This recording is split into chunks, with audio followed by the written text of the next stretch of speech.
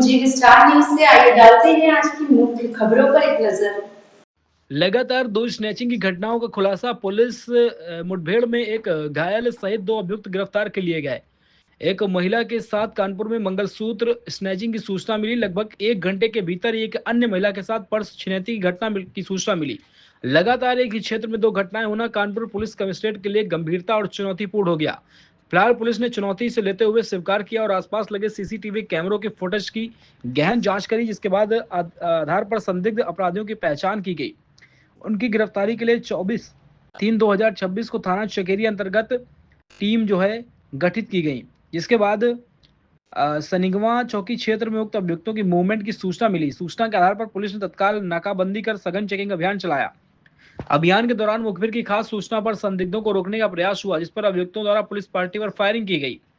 आत्मरक्षा में जवाबी कार्रवाई करते हुए पुलिस ने एक अभियुक्त मोहम्मद एहतिशाम पुत्र मोहम्मद सरफराज निवासी बाबूपुरवा के दाहिने पैर में गोली लगी। दूसरा अभियुक्त रयान पुत्र शमशेर अली निवासी किदवे नगर कानपुर नगर को गिरफ्तार किया गया है।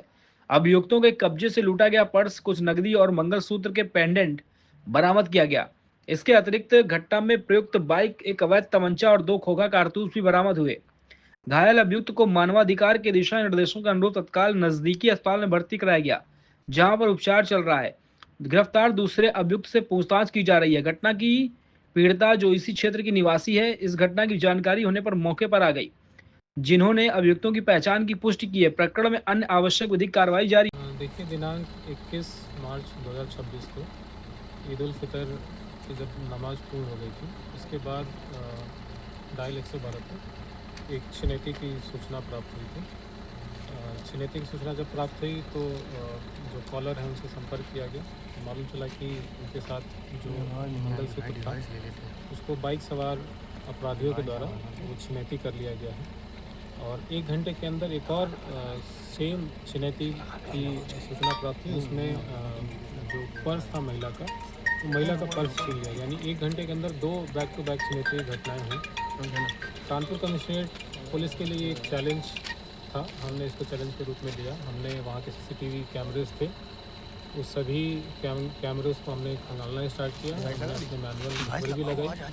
कैमरे बहुत अच्छे हमें विजुअल्स मिल गए। उस पर अपराधियों की फिर हमने पहचान की और अपराधियों की पहचान करने के बाद फिर हमारी टीम लग गई उनको पकड़ने के लिए।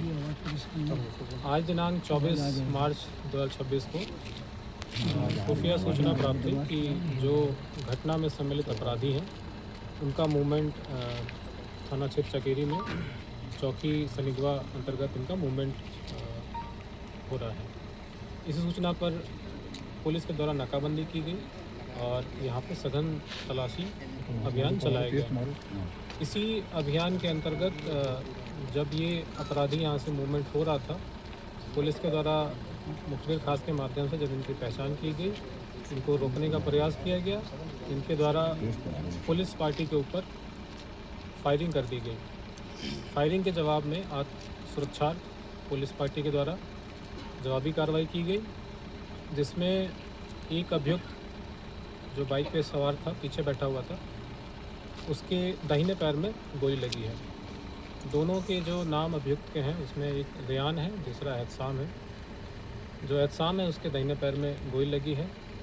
इनके पास से जो बरामदगी हुई है वो घटना में जो इन लोगों ने पर्स लूटा था उसमें जो मोबाइल था वो बरामद हुआ है। कुछ कैश बरामद हुए हैं, साथ में जो मंगलसूत्र इन्होंने लूटा था उसका पेंडेंट बरामद हुआ है। घटना में जो बाइक प्रयुक्त की गई थी वो बाइक मिला है और इनके द्वारा जो पुलिस पार्टी के ऊपर तमंचे से जो फायर किया गया वो तमंचा मिला है और 2 राउंड जो फायर किए गए हैं वो उसके शेल्स मिले हैं।